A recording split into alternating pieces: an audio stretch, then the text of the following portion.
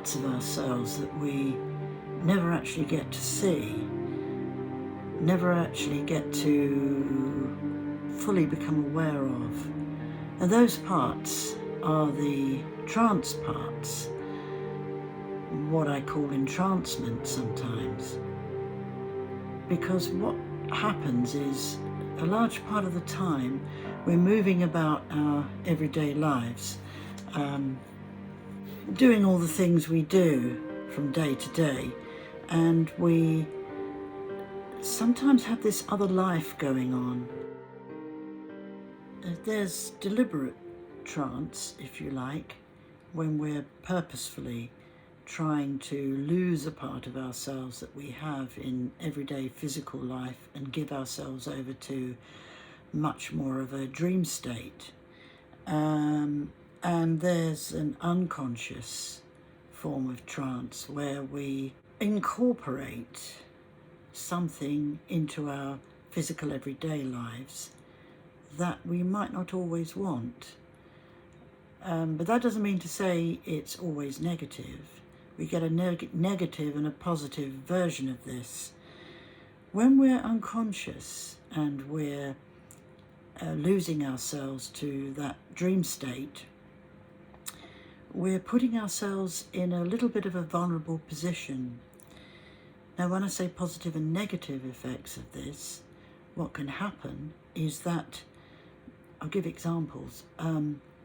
You can play a rather nice piece of music and you get lost in that music and you want to sing along with it, dance with it, let go to it, allow it to carry you to another place, and that's fine. That's a wonderful thing to be able to do.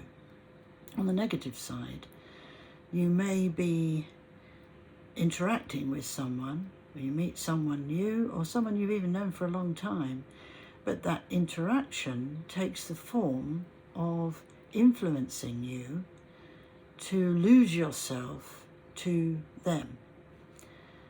So you end up feeling, and sometimes this happens quite involuntarily, that's why I call it unconscious, you can end up thinking, wait a minute, I don't think like this for myself. I'm being cajoled and enticed into a world where I'm saying yes to some things I don't want to say yes to, and where I can't say no to a lot of things, and I'm being carried along. And sometimes this happens and I don't even realise it's happened. So this is what I mean by positive and negative. We can get sucked in to narcissistic endeavours. Strings can be pulled by an individual, by an organisation, by a situation, and this can range across a whole wealth of relationships we have with people, from family relationships, friend relationships, work relationships, any kind of relationship at all.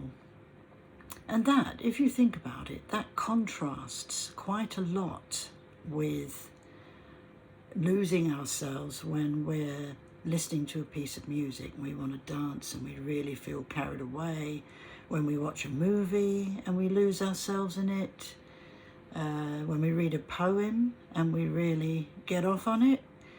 You know, they're the positive things that we could call entrancement. So if we think about this, we've got two very important things that go on in our lives. We can select a piece of music and play it and consciously induce a trance-like state. We can also maybe perform a certain kind of meditation and induce a trance-like state. We can want to sit quietly, or maybe outside, maybe with your music again, to attract ancestral interaction, and that's a trance-like state. When I draw a difference between trance and entrancement, what I'm saying is trance is much more of a deliberate sort of thing, and entrancement can be more haphazard, like a piece of music is playing and we suddenly find ourselves getting carried away with it. Some people use the word trance for contacting other world sources, you know, ancestors, spirit interaction and all those sort of things. It can be used in many ways like that for spiritual purposes.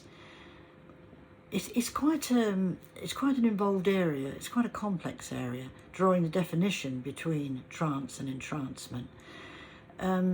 If you think about it, it's either doing it voluntarily and purposefully, or doing it involuntarily and almost accidentally.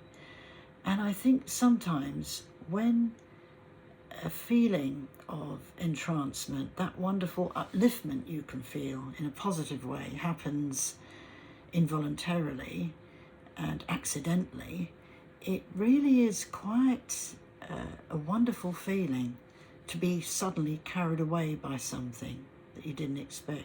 And sometimes we get used to being carried away by something, like a certain piece of music, and then suddenly it doesn't do it anymore. We think, oh, that's a bit of a letdown. I was hoping to get off on that. But that can depend on our mood, actually.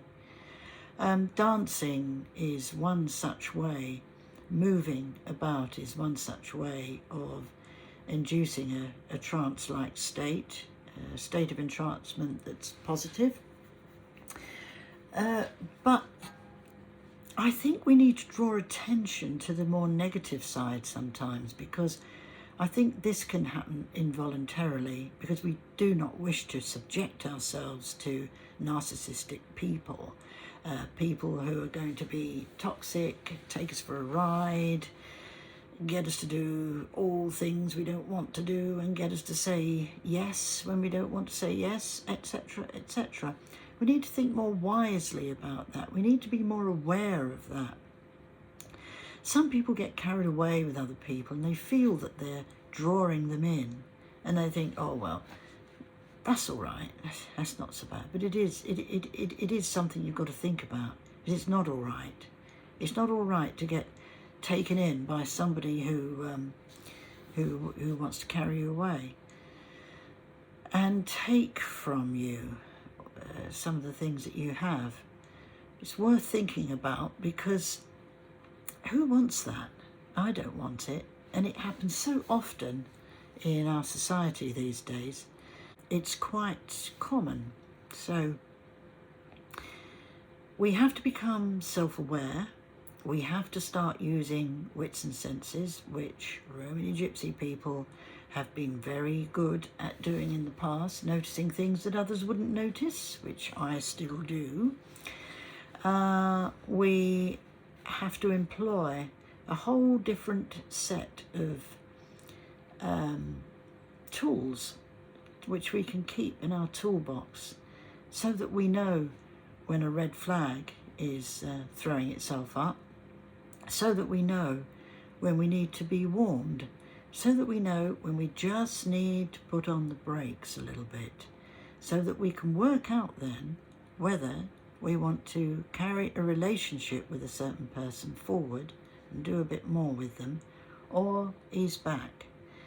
And it doesn't mean to say you can't, I'm sure I've said this 1,000 times before, it doesn't mean to say that you can't go forward with a relationship if you feel a warning flag, because it might just be that that person has said something they didn't mean to say, or done something they didn't mean to do. But you need to clock it, put it up there. They said something to me that wasn't quite right. It was a little bit overstepping my boundaries. And if you feel that that's happening, clock it, just clock it, carry on, move on a bit further with them in the relationship.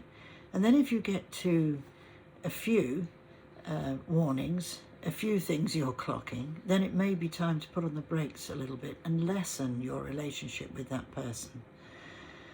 You really have to know what you're doing with this, because it's so easy to just go on, not say anything because we feel foolish, or because we feel we can't, because we feel silly, because we feel we might hurt that person when they might be hurting us more than we're hurting them. Just clock these things and see a red flag for what it is. And then what'll happen is you will start to separate the negative from the positive. And then when you give yourself over to some kind of entrancement, some kind of trance maybe, where you're contacting ancestors, you'll feel an awful lot better. You will enjoy it more, you'll get off on it more, and it'll be lovely to let yourself go to that. And goodness knows we all need to let ourselves go, don't we? You know, we're so rigidly sort of contained in this physical world. It contains us, it holds our spirits like that. It keeps them locked sometimes, and we have to have things at the end of a day, sometime where we just like to let ourselves go. I do that on my workshops. Come along, because it's great fun. We learn how to let ourselves go in an open space with ease, and knowing when it's safe to do so. This is a lot to do with what trance and entrancement is about. You really need to feel in a safe space. You really need to know when it's right to let yourself go and when it's not. Oh, there's so much to talk about with this. And I think a lot of it can be done in practice. That's why I recommend coming to a workshop, because then we can experiment and feel our way into enjoying something positive, and learn when we need to close that door and know that something is going to take our spirits away when we don't want it to. A lot with trance entrancement. Anyway, I hope that's given you a little bit of an idea and some food for thought on this vast subject. Okay, I'll see you again soon. Take care.